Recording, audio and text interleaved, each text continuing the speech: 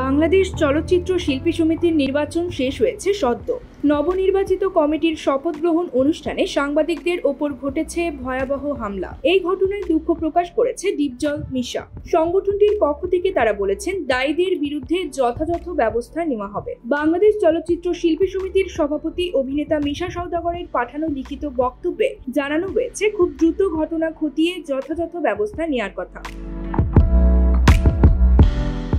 সংগঠনটির সভাপতি মিশা সওদাগর ও সাধারণ সম্পাদক মনোয়ার হোসেন ডিপজলের পক্ষ থেকে পাঠানো এই চিঠিতে বলা হয়, মঙ্গলবার বিকেলে 5টায় বিএফডিসির বাগানে বাংলাদেশ চলচ্চিত্র শিল্পী সমিতির সদ্য নির্বাচিত কমিটির বিজয় উপলক্ষে অনুষ্ঠানের আয়োজন করা হয়। সেখানে আমাদের আমন্ত্রণে বিভিন্ন গণমাধ্যমের সাংবাদিক ভাই বোনেরা সংবাদ গ্রহণ করতে এসেছিলেন। তখন অনাহূত পরিস্থিতিতে সাংবাদিকদের সঙ্গে শিল্পী সমিতির কার্যনির্বাহী কমিটির কতিপয় নির্বাচিত সদস্য ও সাধারণ সদস্যদের হাতাহাতি হয়।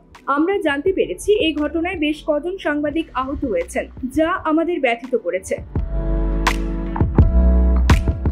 আমরা এই ঘটনার জন্য সব গণমাধ্যমের সাংবাদিক ভাই বোনদের কাছে আন্তরিকভাবে দুঃখ প্রকাশ করছি। পাশাপাশি যত দ্রুত সম্ভব এই ঘটনার পরিপ্রেক্ষিতে প্রয়োজনীয় ব্যবস্থা গ্রহণ করতে যাচ্ছি। চিঠিতে আরো বলা হয়েছে, এরই মধ্যে শিল্পী সমিতির নেতা ও সাংবাদিক নেতাদের যৌথ আলোচনায় প্রযোজক আরশাদ আদনানকে প্রধান উপদেষ্টা করে 11 সদস্য বিশিষ্ট একটি তদন্ত কমিটি গঠন করা হয়েছে। কমিটিতে সাংবাদিকদের পক্ষ থেকে লিমন আহমেদ, রাহাত সাইফুল, আহমেদ তাওকির, বুলবুল আহমেদ ও আবুল কালাম এবং শিল্পী সমিতির পক্ষ থেকে মিশা সওদাগর, ডিএ তায়েব, নানা শাহ, রুবেল ও রত্না রয়েছেন।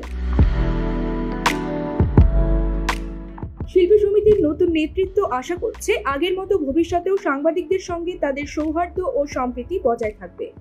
নিউজ ডেস্ক, সংবাদ পরিক্রমা।